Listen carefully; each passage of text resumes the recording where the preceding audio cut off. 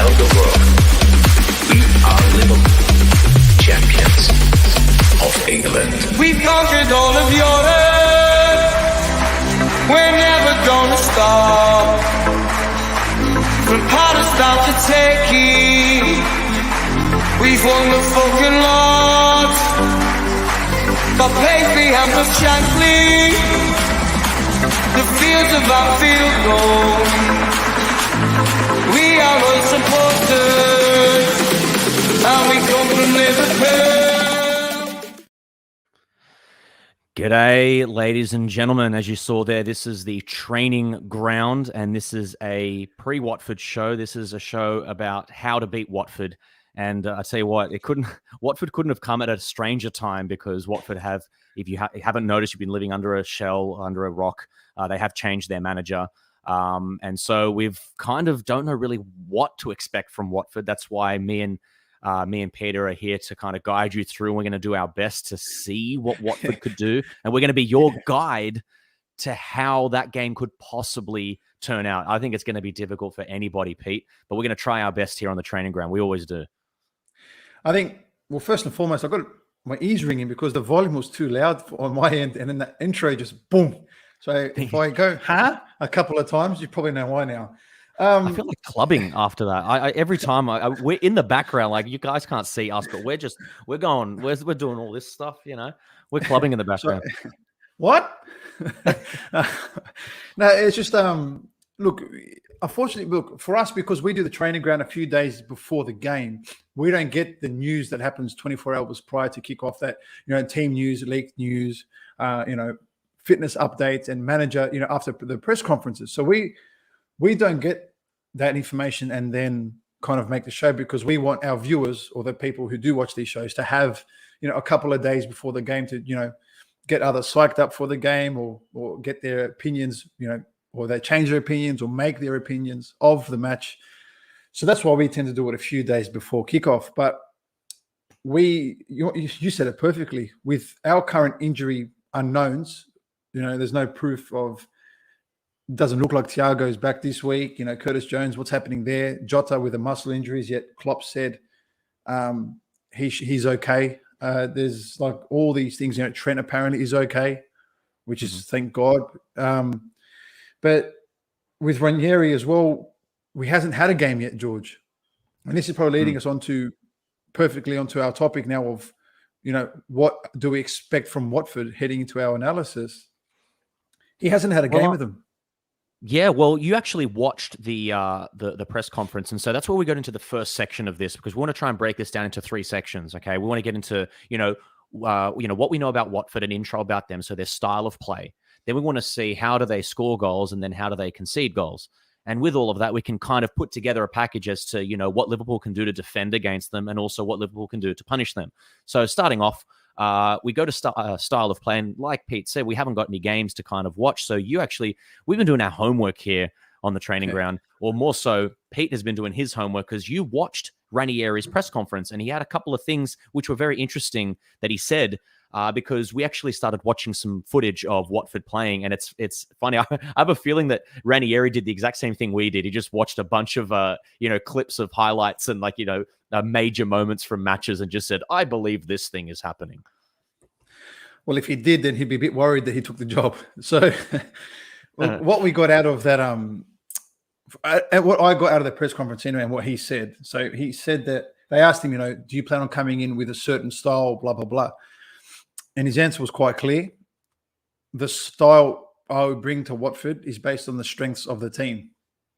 And so he's basically going to adapt his philosophy and try to come up with a system that suits the squad itself. And he quickly followed up by saying, if you look across the front, we have plenty of pace and we're good out wide. So already kind of, what we're going to expect. And then shortly after that, he did bring up condensing spaces, maybe shorten the distance between the back line and the front line, which is his kind of Leicester recipe that made him successful at that club, where he kind of soaked up a little bit of the pressure, defended hard, made the spaces hard to find, and broke quickly with pace. Back then he had Jamie Vardy and a few others that had quite a bit of pace. Now he's got Dennis, who's lightning quick, Sarr, lightning quick, King, pacey. So it's something that they can exploit, I guess, if that's where he's going. I think that's the best way to describe it as well. Condense the space, defend in numbers, and counter with pace. Now, there's something that you told me off air, which is this idea of him.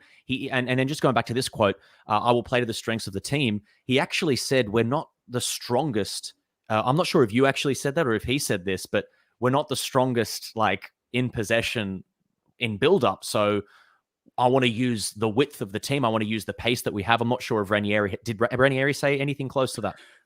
Well, I made that up with what I got, kind of thing. So when you say I play to my strengths and use the width, yeah, you know what I mean. He doesn't want to do any sort of like build up, kind of build up with the with the team. So yeah, with that you can kind of see that he doesn't want to faff around with the ball, but also he wants to make that team a lot tighter, and he probably wants to play on the break. So that's those three things: condense the space, defend in numbers, and then counter with that pace. So I guess with all of that, we can kind of go into perhaps a style of play that they're going to have. I guess we know it's going to be pretty much this: condense the space, defend in numbers, counter with pace.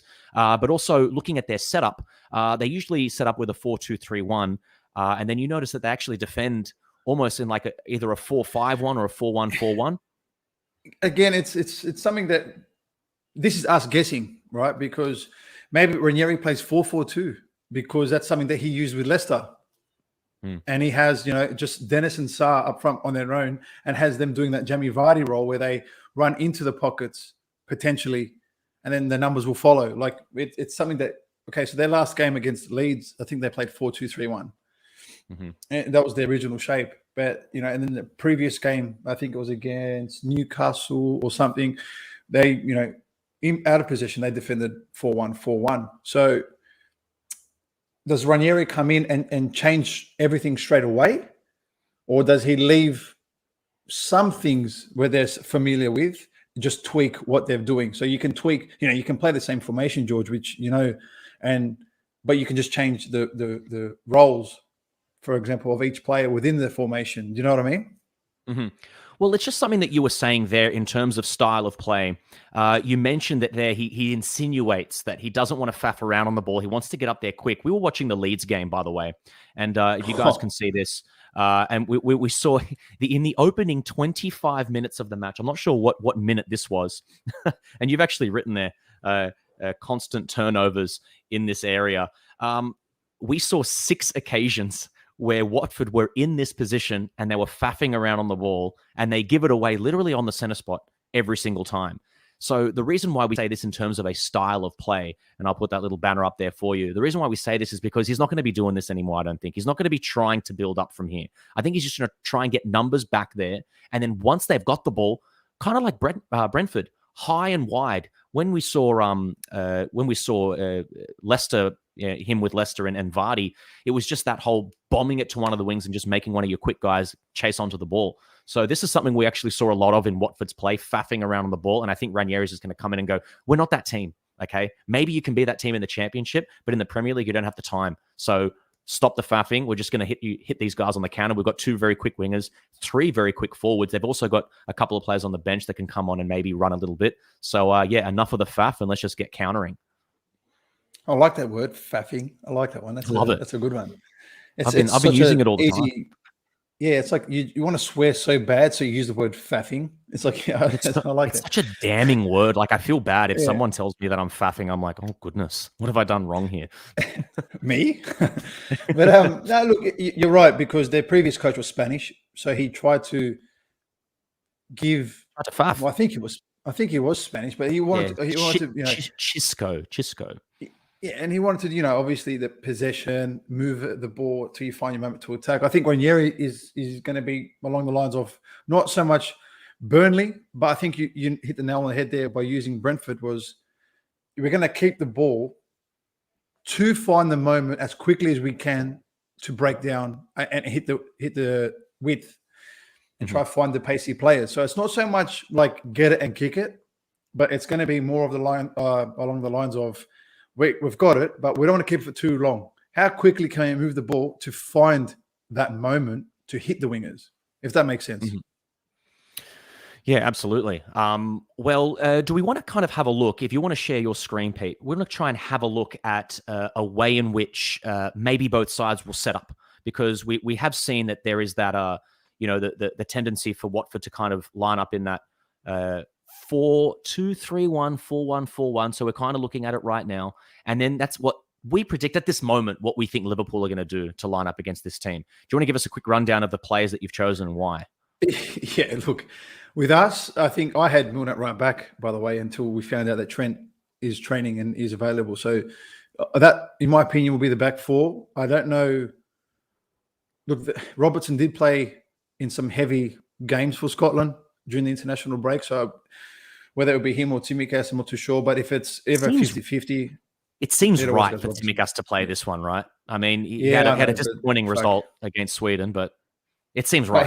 He played left centre back in that game, in the back three, by the way. But that's maybe for another show. But yeah, I just think when it comes down to 50-50s, when it comes to our left back, it's always going to go Robertson's way. So Robertson plays. Van Dijk had a easy kind of international window break, but he shouldn't have played in the last game 90 minutes, although he did when they were 6-0 up. But that's another one. Matip obviously fresh. We've got Keller here in goals because Ali or Fabinho can't play, which leads me on to the midfield. Now, people can have different opinions here, which is fine. That's the whole point of it all. But out of the midfields available, out of the players available, George, these three are the fittest and the freshest. Henderson barely played for England in the break. Obviously, Milner or Ox didn't go. Naby Keita played 3 games in 6 days for his national team, which I can't see Naby Keita coming in and playing, which, and I'd love to see him play, but I just don't see him playing. Curtis Jones had an injury scare, I believe, even though he got an unbelievable assist. I wish Curtis Jones would play. I just don't think he will. And the front three won't change. Well, why don't we go to how Watford? I'm trying to think of what the best way to do this is. I want to go to conceding goals. So if we can, I just want to, because there was one thing that we kind of we were alluding to before, Pete, which is the idea of faffing around in the back, but also I want to show some defensive shape from Watford, and there's actually 2 ways in which we can see their defensive shape. One of them is literally seeing the 4-1-4-1 in action. So I'm going to put that up on the screen now for you, and this is one of your screenshots, Pete, by the way. So that's the 4-1-4-1 in action there. I'm guessing defensive midfielder, 4 mids, and then a striker, but part of the mids are those wide forwards, essentially. Yes, I mean, that's a quite simple way to condense space. I mean, we've seen, Mourinho, who's obviously known for his defensive qualities, use this kind of shape to defend. We've seen, this is actually quite popular with our opponent in Champions League next week. Simeone uses a 4-1-4-1 at times. Again, depending on who they play. But this, for me, is one of those things where that midfielder, the deep-lying midfielder in between the banks of 4 is just that either he becomes a 5th centre-back, or was in a 5th defender in the back line and a 3rd centre-back, or he becomes the 5th midfielder in a press kind of thing. So I just think that one there is the one who does the link jobs in between. Well, there's the other thing that we saw here. If I now just get up this, this is another photo of them defending. So we also saw them faffing around in defense as well. But there's also this shot here, and there's something that we noticed. This is against Leeds United, the 6 turnovers in the opening 25 minutes from their defense. But also, this is how you actually said you don't mind their back line, but it's just the midfield that is not close enough. And there's actually a player there. If you can see here, it's I don't know if you can actually see my cursor on the screen there, but it's I can, yep. That's Sissoko there, who's kind of in that space, and there's a huge gap. And considering the ball is on that specific side, even though it is going in for a cross, that space is where Mo Salah would be. But that's their defensive line. It just looks a little bit too spacious for me. I think the gaps between the midfield and defense is huge. I mean, if Firmino plays, if it's Ox, if it's Naby Keita, even if it's Mane, who we've seen of late roll in so often and do such a good job, I think that's actually why Mane is finding his form again, George. I think it's because he's rolling in more and finding a lot more space and having a lot more success than leaving him 1v1 out wide all the time. And I think it's kind of helped Mane, which credit to Klopp and the coaching staff, get his form back and look like the Mane of old. But that space in there between the two if one of those players, whether it's Mane, Firmino, I hope to God it's Ox, has a good game for once, that space is deadly because it will have to commit one of the back five there to come out and put pressure on the ball. Well, this is Sissoko right there. And this is their fullback and this is their centre back. And this, to me, if I change the colour, that to me would be Mo Salah. And that's where I think that there's a huge... I think that in that moment, that's where Salah could either get through on goal or Salah is attracting attention. So it's either one of he either attracts attention from somebody else, for somebody else, or he's the one physically getting the ball. And you know what? I'd say... We've actually seen that ball over the top a little bit as well. So that's actually not a bad little area for us to exploit. Now, given that, we've got these two images of the defensive shape of Watford.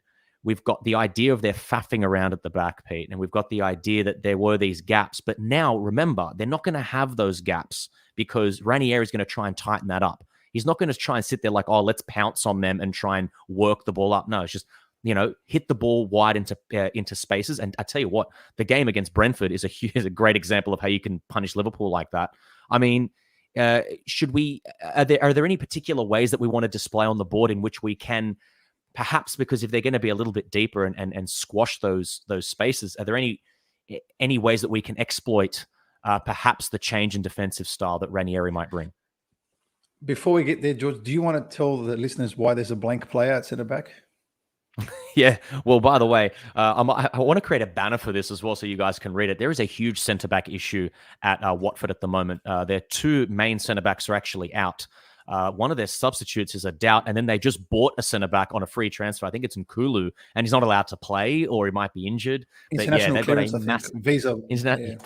Yeah, so they have a huge issue at centre-back. So I tell you what, if there's a way to hurt these guys with their defense and with our attack, it's got to be focusing on those centre backs. And I think that's maybe why you've got Roberto Firmino in there. That and obviously the fitness on Jota, do we risk playing him straight away kind of thing? And plus Firmino. So the good news with our starting 11, even though there are some key players missing like Fabinho and Thiago, if you have a look, George, Trent has been at the training ground, funnily enough, this whole time doing rehabs and getting the tactical work right. Firmino, again, been at the training ground. He hasn't been away. So Milner hasn't been away. Ox hasn't been away. Matip hasn't been away.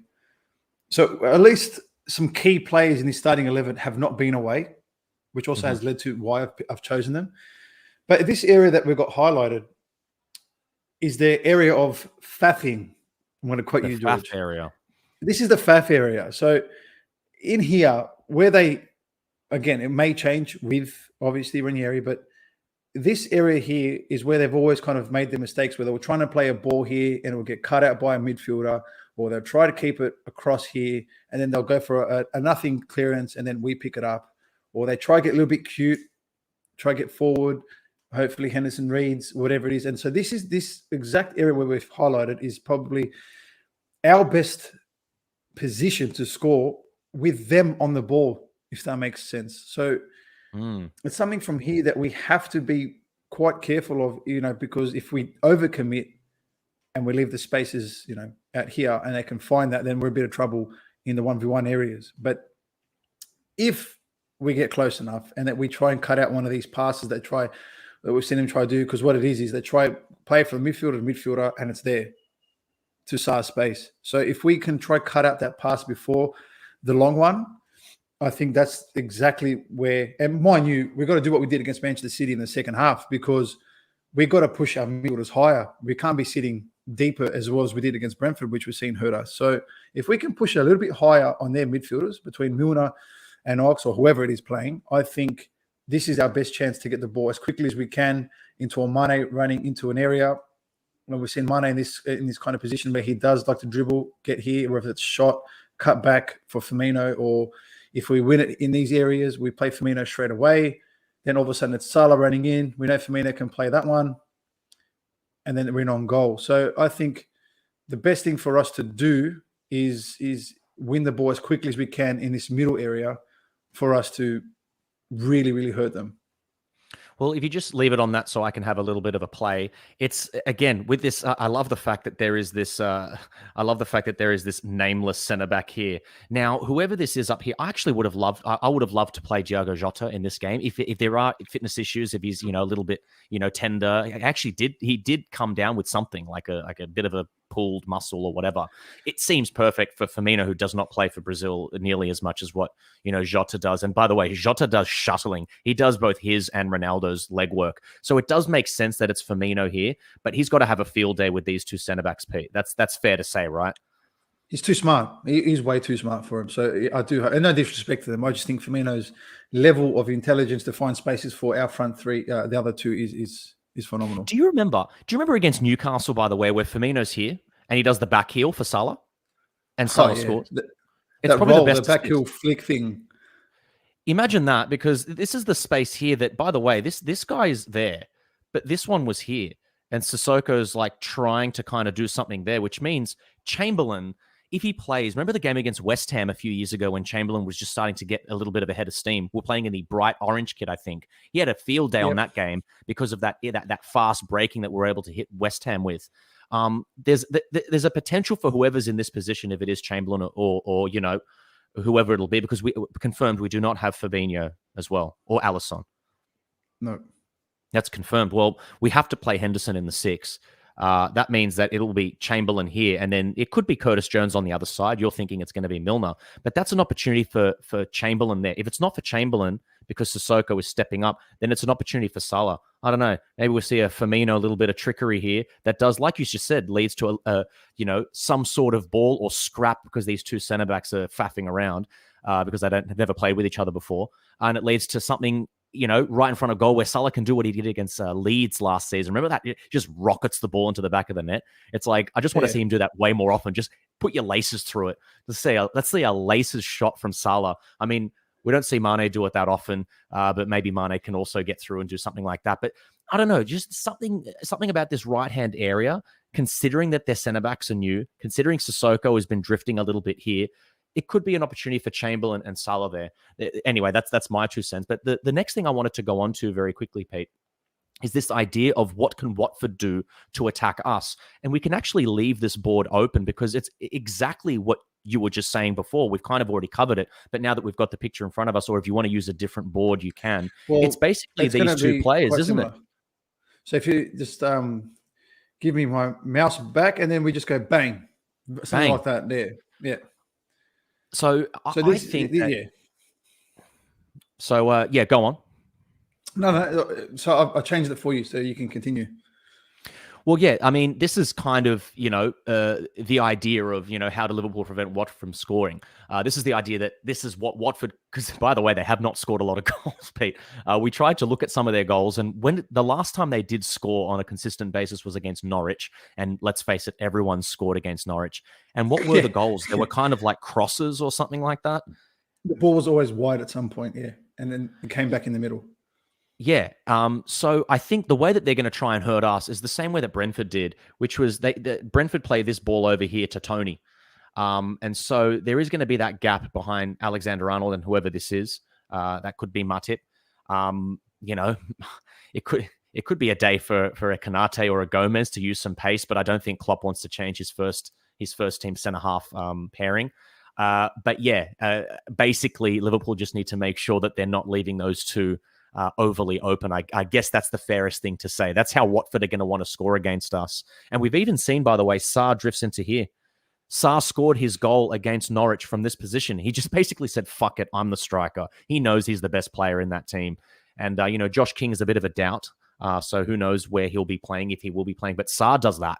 Sarr likes coming in and just going, fuck it, I'm the best player. I'm going to score some goals. So that's another thing we have to be careful of. But there is the Ranieri factor. They're the things that Liverpool have to be worried about, if it's safe to say, with regards to conceding goals. Well, it's not so much pretty much what you did there with Sarr. If at any moment here with one of these midfielders, let's just give Cleverly the ball because he's on his own. It doesn't necessarily have to be the pass into this space here, even though it makes the most sense because that's where the space is going to be. But then again, he's got to do a lot to get past Matip and then the running back of our defenders. The one that The one that can be dangerous is he starts wide, but actually drifts in on the blind side.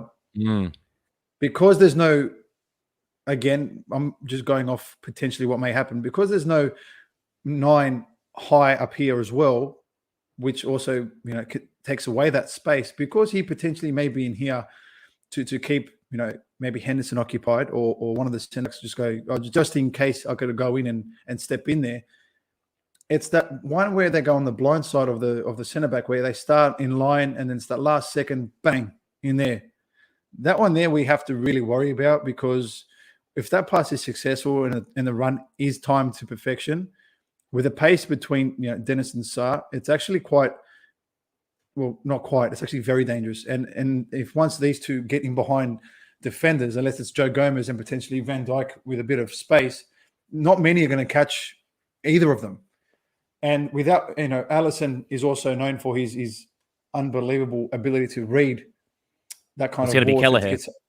Well, it's going to be Kelleher, exactly. So, and does he have the confidence potentially to run out and away, in his first game in such a long time? I don't know. I'm not going to mention anything on that, because I'm not going to. I hope Kelleher gets a clean sheet and has a really good game, but I'm not really relying on him to be a sweeper keeper, if that makes sense. So we just got to be a little bit cautious of the spaces that these two can exploit with their pace. That's all. So that's how Watford can score against us and how we can defend against that. We did talk about ways in which Liverpool can score against them. It's that idea that if there is too much space in between the midfield and the defense, that's something we can exploit. If they condense that space up, maybe we can start to see Firmino taking advantage of the tomfoolery of their two centre halves, because they don't know what's going on at centre half. Maybe it's also an opportunity for that right-hand side, Chamberlain or whoever's on the right, Alexander-Arnold, Mo Salah, to attract either a lot of attention or exploit the spaces that have been left. But the last thing that we notice from all of their games is they are horrible at set pieces. Is it safe to say that they're horrible? I don't know. We only watched a few games. But there was a frailty there.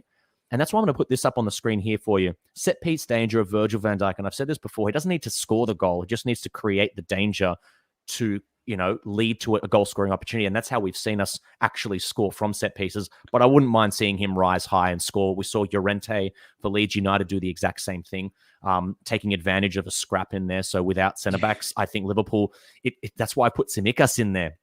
If Robbo's been playing 3 games in a row or whatever he's been playing and doing a good job for Scotland, if there's ever got to be a time to play Tsimikas, play him in this game.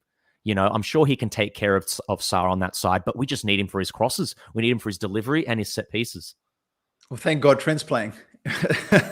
Because without Trent or Tsimikas, we've seen the level of set pieces drop severely. And that's nothing against everybody else. You're talking about Trent potentially is the best, has the best delivery in world football right now. So, that's, it's not an offense to anybody. I'm not trying to slam or start some form of agenda against players, but it's something that we've seen without Trent or Tsimikas delivering a ball. There's not much quality elsewhere. So with Trent back, it gives me kind of hope that we can hurt them from a set piece, and that you're right by saying that they are quite poor at defending set pieces. So whether it be Van Dijk, who attracts attention or gets on the end of things, we have Matip, who's 7'7". We've seen Mane so strong in the air. Firmino is good in the air, as we're seeing against Tottenham. We've got, there's Henderson has scored from set pieces for England and for us. So we're okay in the air. We're okay. So I think that, what better way to get your first goal just to settle the nerves is from a set piece, for example. Well, I'm going to put this down here as a kind of like a final thoughts kind of wrap up here. Right-hand side frailties for me. Punish that faff in midfield with a mid-press, like what you were saying there. And then set pieces. These are ways in which we can hurt Watford. The ways they're going to hurt us is this going to be kind of classic-ish Ranieri from Leicester. Let's keep it condensed. Let's keep it tight. Let's not faff. And let's just boot the ball wide the same way Brentford did to Tony. Let's try and exploit the pace of Sarr, and let's try and exploit maybe the pace of Dennis. I love when I searched Dennis on SofaScore, it said weaknesses, ball control, strengths, none. Just said strengths, none. But he did score. He did score one of their goals against Norwich earlier on in the season. But having said that, Have you got any predictions? Maybe a score prediction, how you think the game's going to go. I mean, we never like getting a new manager. Hopefully, it means that Watford are even more confused than what they are right now. But what are you seeing for this game? Score prediction. So I'll say my score predictions, and I just want to revisit one of your things for 2 minutes, and that'll be me done completely. But Done. Look, prediction. I think we're going to be. I said this against Brentford when we did our Brentford one. I said it's not going to be easy. It's not going to be an easy match, and people think it's going to be easy. I think it's going to be the same for this. I think. Don't forget, other than Sarr, who's been away with Senegal, I can't think of other ones that have been away for international duty because, again, not to be disrespectful to Watford, but I mean, I haven't checked, but I can't imagine as many as we've had players away for international duty has been the same for them. So I think they've actually had a really good training week with, let's say, 85 to 90% of their squad. So in terms of tactically, they may be more prepared than we are, even though our team is our team with our manager for the past 6 years. But it's going to be, we have to be super patient. And I want to say I want to win, but the pressure's on us because we haven't won in 2 weeks in our past 2 games. This could potentially be 3 weeks without a win. And all of a sudden the pressure's on, right? So I do think if we just get it right, we're going to win, maybe 2-3-0. But it could be easy one of those games where it just ends up 0-0. And it is away, by the way. So, we're going to have to also, it's something that, we also need to come to grips with is getting used to playing in front of crowds again. We need to get used to playing in front of Anfield and also get used to playing in front of other supporters because Brentford seemed to rock us a little bit. So maybe, we've got to also get over that whole away game vibe. But score predictions, I just want to say 3-0 because that's what I was saying before Ranieri came in. When I had a look at those centre-half issues, and then we've made our predictions on how we think we're going to score goals, I still think we can win 3-0. If Virgil's in that back line, I don't see that front three possibly getting a goal past us. But I'm hoping 3-0. And I hope it is Tsimikas that starts, and I think he'll get an assist or he'll do something from a set piece or a deep cross, as we've seen. It annoys me that Jota isn't playing because I think if he does play, it's a scrappy goal. It's something where the ball lands down, it hits him in the right butt cheek, and then he just leathers it with his left foot and it goes top corner or something mad like that. I also think that Chamberlain, it'd be a great time for him to play. I'm such a big fan of Oxlade-Chamberlain. You know that I am. He just doesn't deliver for Liverpool at the moment, and it's disappointing. So hopefully he gets his start and he does something. But that's been the training ground here for this week. Nice, short and sharp one for us. Hopefully Liverpool will get the win against Watford. But yeah, we'll be back, I'm sure, after the weekend when we have a good result against Watford to do something for Atletico. What were you going to say, Pete? Well, I was going to lead on to Atletico. I just hope we right that wrong from when they beat us. Our first loss was to them. I hope we give a bit of payback, and I hope Klopp fucking reminds them in the change room that these idiots embarrassed us in world football, and we come back, ready for that. But the training ground, do we give the news now, or do we give the news later, potentially for later? Atletico Madrid. Yeah, later. We'll do that one. Yeah, actually, we're going to try and do that one live. That's the news for that one. So this has obviously been a pre-recorded show. I got rid of that little banner down the bottom there because it was annoying me. But that's going to be a live show. This one has been pre-recorded. But yeah, as always, please like this channel. Like the video because we put a lot of effort into these, and all of our predictions have come right. Every single week we get something right. But yeah, it's because we look at this stuff so meticulously, Pete, that it's hard for us not to get one or two things right as our heads inflate and grow. But yeah, make sure to subscribe to the Red Sea podcast, like this video so it can go up in the algorithm. And yeah, we'll be back for a live version of this for the Atletico game. That's going to be an important one. But until then, up the Reds, 3-0 hopefully, and we'll see you guys soon. Bye.